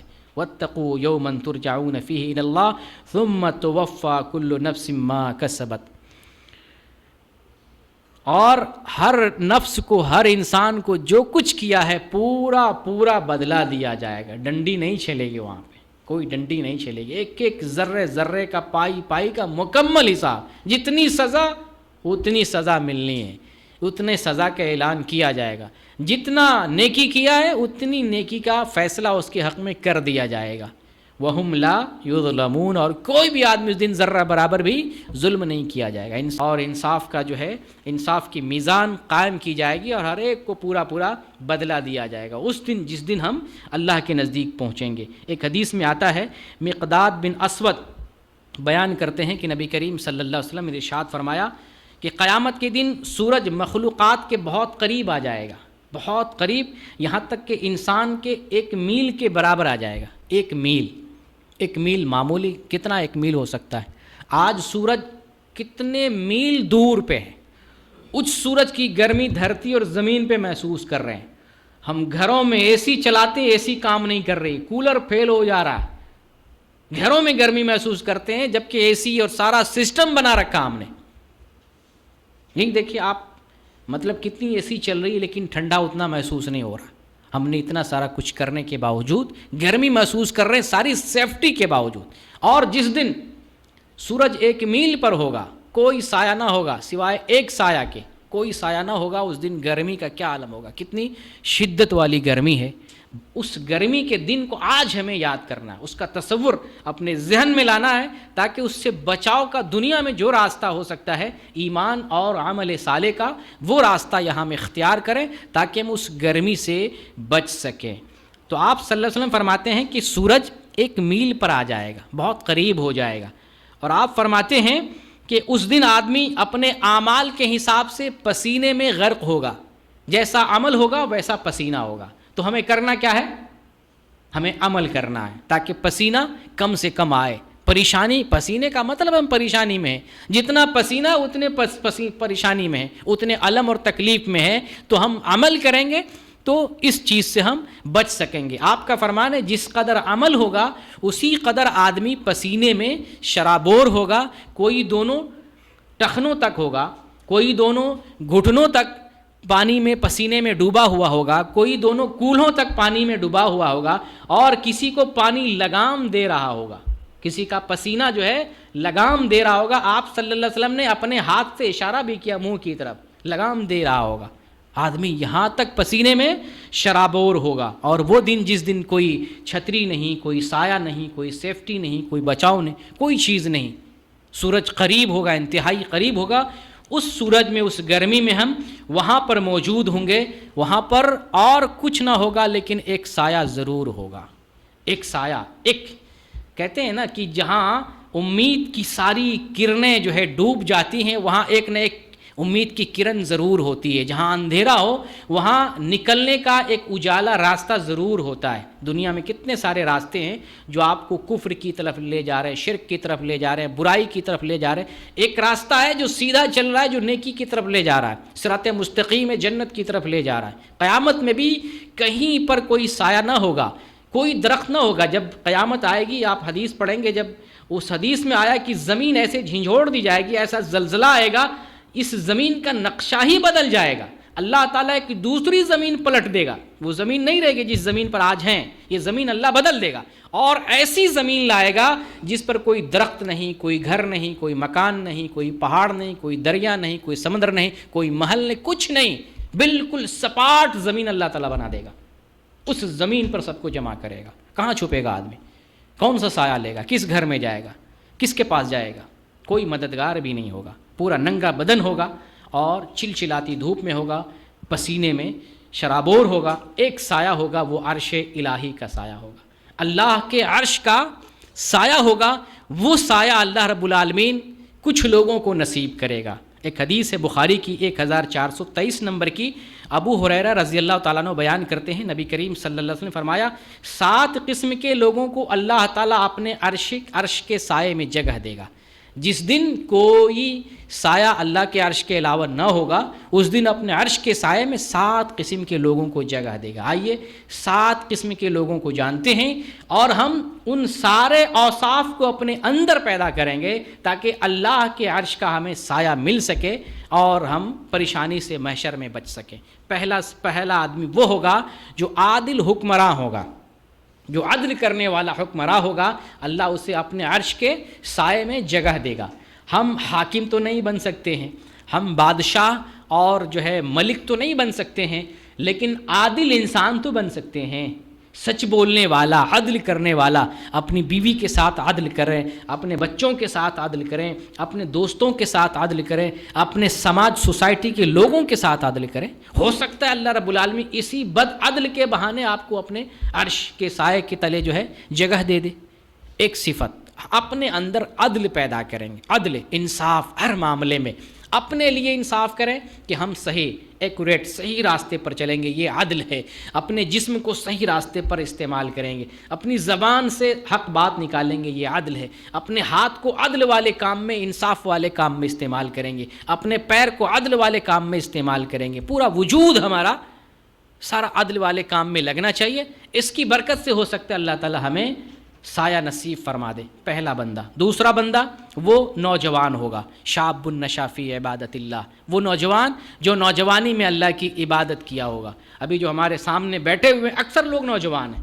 یہ جو وقت ہے آپ کا، اس وقت میں آپ موبائل کا زیادہ استعمال کر رہے ہیں، نمازوں کو چھوڑتے ہیں، اتنی تنبیہ کی جاتی ہے، بتایا جاتا ہے، اتنے درس اٹینڈ کرتے ہیں، اس کے باوجود آپ نماز کو ضائع کرتے ہیں، جبکہ یہ وقت جو نوجوانی کا وقت ہے بڑا قیمتی اور اہم ہے۔ اس پر پوری زندگی کی عمارت کھڑی ہے۔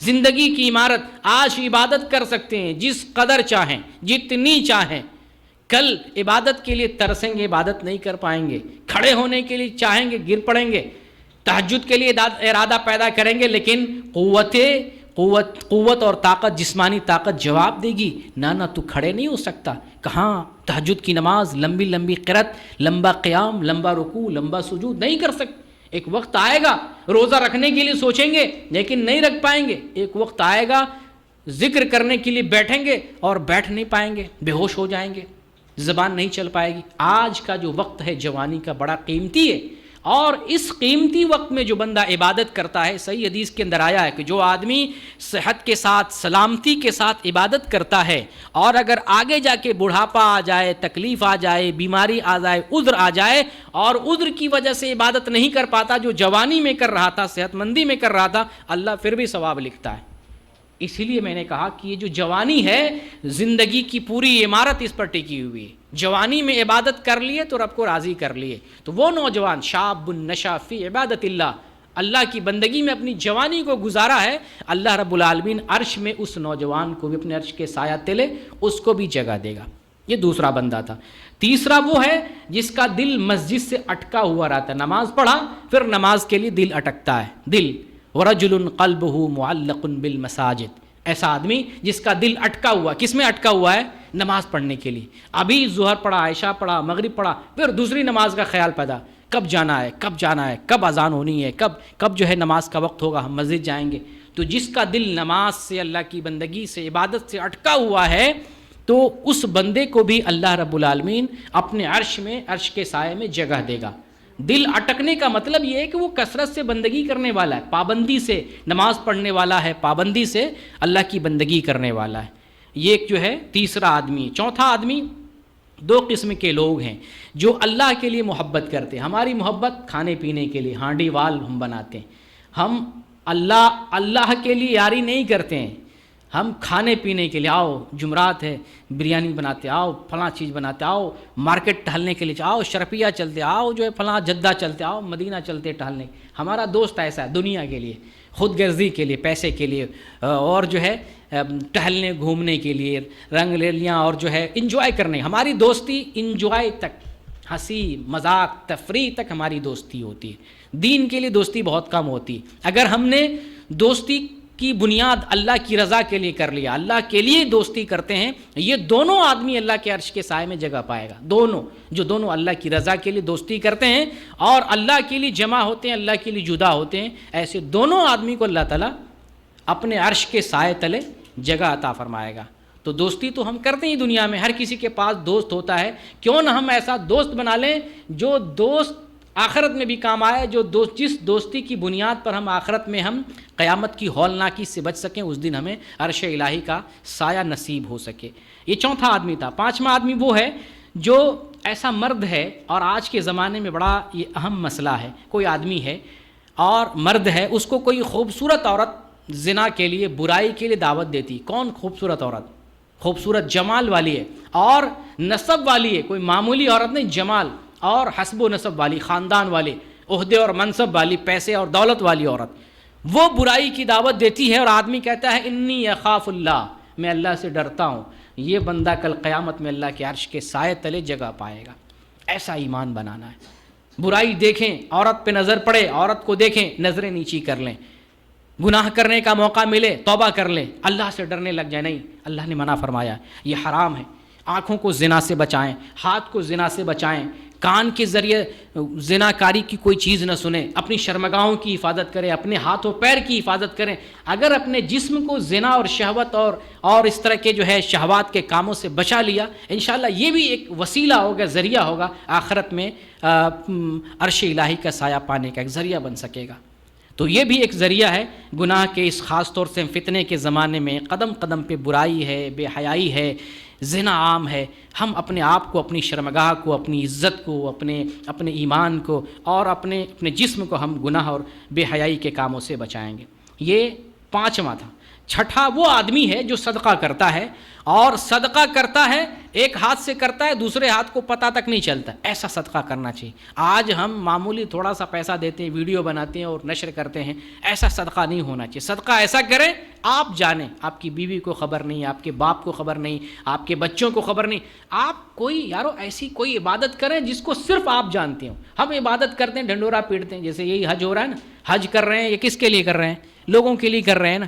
عبادت کریں، اللہ جانے، عبادت کا تعلق انسان اور رب کے درمیان ہے، اس بیچ میں بندہ ہے ہی نہیں۔ جب عبادت کے بیچ میں رب اور انسان کے درمیان بندہ آ جائے، وہ عبادت نہیں ہے، وہ ریا ہے، دنیا ہے۔ عبادت کی قبولیت کے لیے دو شرطیں ہیں، اس کے اندر اخلاص پایا جائے، یعنی اللہ کے لیے ہو اور سنت کے مطابق ہو، تبھی جا کے عبادت قبول ہوگی۔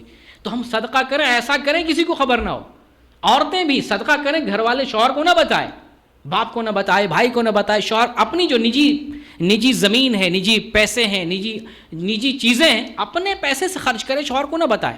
شوہر بھی جو خود کچھ خرچ کرے، کچھ عبادت ایسی کرے جس کسی کو نہ بتائے، پردے میں رکھے، اللہ جانے۔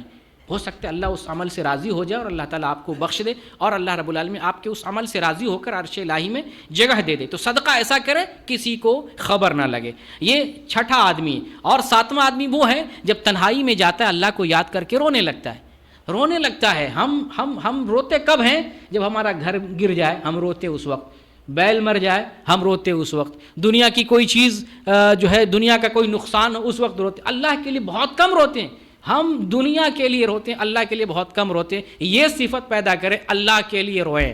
اللہ کا جب یاد آ جائے، اللہ کا جب ذکر آ جائے، قیامت کی یاد آ جائے اور محشر کی یاد آ جائے، حساب و کتاب کی یاد آ جائے، اللہ کے سامنے پیشی والا دن یاد آ جائے، اس دن کو یاد کر کے، اللہ سے ملاقات کو یاد کر کے رونے لگ جائیں، یہ کیفیت اللہ کو جو ہے پسند آئے گی، اور اس کی بنیاد پر ہم عرش الہی کے سایہ کے جو ہے مستحق ہو سکتے ہیں۔ تو یہ 7 اعمال، 7 قسم کے لوگ قیامت میں اللہ کے عرش کے سائے میں جگہ پائیں گے۔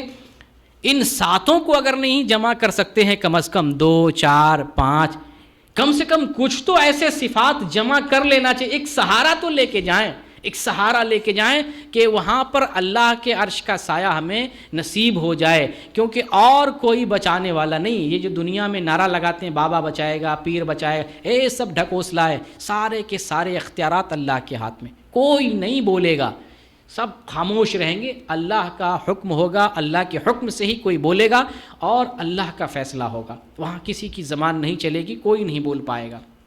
تو یہ جو 7 مہینے جو ہے دھوپ سے بچنے کے اور سایہ میں آنے کے جو بتائے حدیث کی روشنی میں، ان ساری چیزوں کو اپنانے کی کوشش کریں.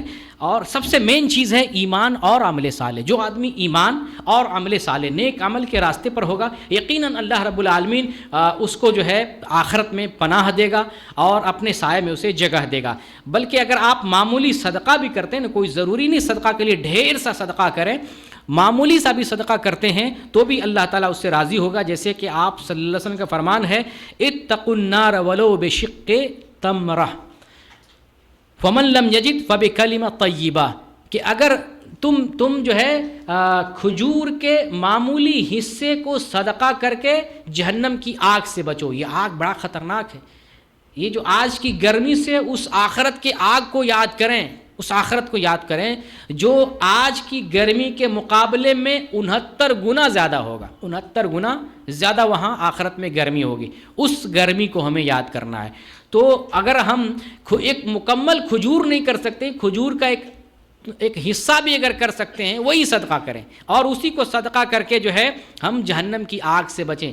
آپ صلی اللہ علیہ وسلم یہاں تک فرمایا، اگر تم صدقہ یہ بھی نہیں کر سکتے، اتنا بھی نہیں کرنے کی استطاعت ہے، اپنی زبان سے کچھ اچھی بات بتا دو لوگوں کو، دین کی بات بتا دو لوگوں کو، کلمہ طیبہ یعنی بہترین بات لوگوں کو بتا دو. اسی کی بنیاد پر جہنم سے تمہاری نجات ہو سکتی ہے اور بخشش ہو سکتی ہے. دیکھیں ایک عورت فاحشہ عورت تھی، فاحشہ عورت، گناہگار، زناکار، بے حیا عورت تھی. وہ ایک راستے سے گزر رہی تھی، ایک جگہ دیکھا کنویں کے پاس کتا جو ہے پانی کے لیے ترس رہا تھا، پانی کے لیے ترس رہا تھا. وہ بے حیا فاحشہ عورت، اس کا دماغ استعمال ہوا، اس نے موزہ لگایا تھا، موزہ نکالا، اپنے دوپٹے سے موزے کو باندھا، کنویں میں جو ہے موزہ ڈالا اور پانی نکال کر کتے کو پانی پلایا، اور اس عمل کی بنیاد پر وہ عورت نجات پا گئی، اس کی بخشش ہو گئی. آج گرمی کا موسم ہے، اللہ تعالیٰ نے اگر ہمیں مال و دولت دیا ہے، صدقہ کرنے کا حکم ہے، صدقہ کی وجہ سے جہنم کی آگ سے بچ سکتے ہیں اور آخرت میں ہم جو ہے عرش الہی کے سایہ کے ہم مستحق ہو سکتے ہیں. صدقہ خیرات کریں. جو جس کے گھر میں ٹھنڈے پانی کا انتظام نہیں، ٹھنڈے پانی کا انتظام کر لیں. جس کے پاس جو ہے گرمی سے بچنے کی سہولت نہیں ہے، جو سہولت آپ دے سکتے ہیں وہ دے دیں. مسجد میں جو ہے ٹینک لگانا ہو، مسجد میں جو ہے واٹر کولر لگانا ہو، فریز رکھنا ہو، لوگوں کو سہولت دینا ہو، مدرسے میں دینا ہو، غریب سماج کو جو ہے پریشانی سے بچانے کا کوئی بھی راستہ اختیار کر سکتے ہیں. چپکے سے ایسا کام کریں تاکہ ان کا بھی کام ہو جائے اور آپ کا بھی آخرت کا معاملہ جو ہے حل ہو جائے اور آخرت میں آپ کو جو بھی ہو جائے. بہرکیف اس گرمی سے ہمیں آخرت کو یاد کرنا. یوم یقوم الناس لرب العالمین، اس دن کو ہمیں یاد کرنا جس دن رب کے سامنے ہم کھڑے ہوں گے اور سورج انتہائی قریب ہوگا، 1 میل پر ہوگا، آدمی پسینے میں شرابور ہوگا. اور وہ دن ہوگا جس دن اگر فیصلہ کر دیا جائے کہ یہ فلاں جنتی ہے، فلاں جہنمی ہے. گرمی میں تو گرمی میں ہے، اس کے بعد کا بھی جو مرحلہ ہے بڑا انتہائی خوفناک ہے. جو جہنم میں جائے گا بڑا خطرناک ہوگا. دیکھیں اللہ تعالیٰ نے کس طرح سے نقشہ کھینچا ہے. جو آدمی سورہ حج میں اللہ تعالیٰ نے بیان کیا، بس کافروں کے لیے آگ کے کپڑے ناپ کر کاٹے جائیں گے، آگ کا کپڑا پہنایا جائے گا. بتائیے کتنی گرمی ہوگی، آگ کا کپڑا کسی کو بنا دیا جائے، لوہا تپتا ہوا لوہا پہنا دیا جائے بدن میں، کتنی گرمی محسوس ہوگی. اور اس کے سر پر کھولتا ہوا پانی ڈالا جائے گا، اور جس کی وجہ سے اس کے پیٹ میں جو چیز ہے اور یہ جو بدن کی جلدیں یہ سب گل کے گریں گی، یہ سب گلنے لگیں گی. اور ان کی سزا کے طور پر لوہے کے ہتھوڑے تیار کیے گئے. یہ جب غم دیکھے گا، تکلیف دیکھے گا، سوچے گا ہم یہاں سے نکل جائیں، بھاگ جائیں، اللہ تعالیٰ لوٹا دے گا، پھر جہنم میں لوٹا دے گا اور اللہ حکم دے گا ذوقوا عذاب الحریق، تم باہر نہیں نکل سکتے ہو. ذوقوا عذاب الحریق، یہ جو آگ کی عذاب ہے، جلنے کا عذاب جو ہے، اس کو تمہیں چکھتا ہی رہنا پڑے گا، اس سے تم نکل نہیں سکتے ہو. تو یہ لیکن جو جنت میں جائے گا یہ تو جہنمی کا معاملہ ہے کہ جب کھائے گا ایک پھل ہوگا جس کا نام ہے زقوم. یہ زقوم اللہ تعالیٰ جہنم ہی میں پیدا کرے گا، یہ ابھی ہے نہیں، جہنم میں اللہ پیدا کرے گا. یہ زقوم جو ہے جہنمیوں کو کھلایا جائے گا. جب پیٹ میں جائے گا تو جیسے تانبے کو پگھلاتے ہیں اسی طریقے سے پیٹ میں محسوس ہوگا، ہر ایک چیز کو گلا دے گا، آنتڑی کو، اندر کے سارے کل پردے کو گلا دے گا. پگھلے ہوئے تانبے کی طرح یہ زقوم کا پھل ہوگا، جہنمیوں کو کھلایا جائے گا، اتنا گرم ہوگا کھولتا ہوا.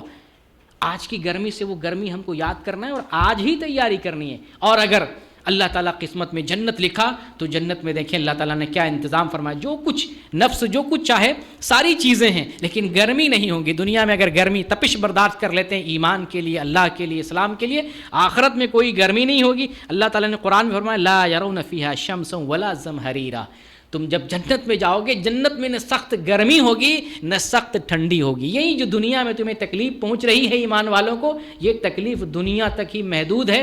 جنت میں اگر جاتے ہو لا يرون فیہا شمسا ولا زمہریرا، تم جنت میں نہ تو انتہائی دھوپ پاؤ گے نہ انتہائی سردی پاؤ گے۔ کیسا موسم؟ انتہائی معتدل موسم۔ اس موسم کو پانے کے لیے ہمیں کیا کرنا ہے؟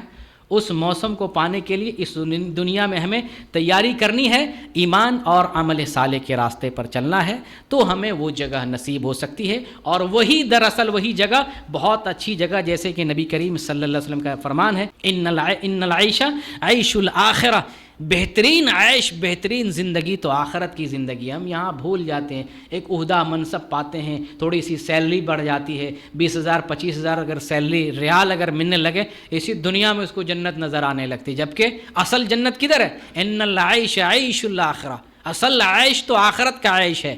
اور اللہ تعالیٰ نے قرآن میں فرمایا بل توثرون الحیات الدنیا، تم دنیا کی زندگی کو ترجیح دیتے ہو، والآخرۃ خیر وابقا، جبکہ آخرت سب سے بہتر جگہ ہے، آخرت کا جو گھر ہے سب سے بہتر جگہ ہے، اس لیے ہمیں آخرت کی تیاری کرنی ہے۔ تو یہ گرمی کے تعلق سے جو ہمیں اسلامی تعلیمات کی روشنی میں رہنمائی ملتی ہے، ان کو سرسری طور پر میں نے آپ کے سامنے بیان کر دیا۔ اللہ رب العالمین سے دعا کرتے ہیں بارہا دنیا میں ہمیں جو تکلیف پہنچتی ہے گناہوں کا کفارہ ہمارے لیے بنا دے۔ اے اللہ ہمیں ایمان پر استقامت نصیب فرما، ایمان پر ہم مرتے دم تک قائم رہیں، اس ایمان پر ہمیں باقی رکھ، جب ہمارا خاتمہ ہو تو ایمان پر خاتمہ ہو۔ اے اللہ جو مسلمان ہیں اسلام لا کر وہ شرک میں ہیں، کفر میں ہیں، اور وہ جہنم پہ جانے پہ اڑے ہوئے ہیں، اللہ انہیں ہدایت دے، سیدھے راستے پر آنے کی توفیق دے۔ ہماری تعداد بہت زیادہ ہے لیکن ہم منتشر ہیں، منتشر ہونے کی وجہ سے مسلمان بکھرے ہوئے لگتے ہیں، لگتا نہیں ہے مسلمانوں کے پاس طاقت ہے۔ غیر مسلم قوم حملہ کر رہی ہے، یہودی حملہ کر رہے ہیں، عیسائی حملہ کر رہے ہیں، یکجوٹ اور متحد نہ ہونے کی وجہ سے ہماری طاقت ختم ہو گئی، کسی کا مقابلہ نہیں کر پا رہے ہیں۔ اے اللہ ہمیں ہدایت دے، ہمیں سیدھے راستے پر آنے کی توفیق دے، ہم مسلمانوں کو متحد اور ایک جگہ جمع ہونے کی توفیق عطا فرما۔ بارہا ہمارے عملوں کے اندر اخلاص پیدا فرما دے، ہماری نیتوں کی اصلاح پیدا فرما دے، ہماری کمزوریوں کو دور فرما دے، ہمارے ایمان کو صیقل کر دے، جب تک زندہ رہیں صراط مستقیم پر صحیح ایمان پر قائم رہیں، اور جب ہمارا خاتمہ ہو تو صحیح ایمان پر خاتمہ ہو۔ آمین۔ وآخر دعوانا ان الحمد للہ رب العالمین۔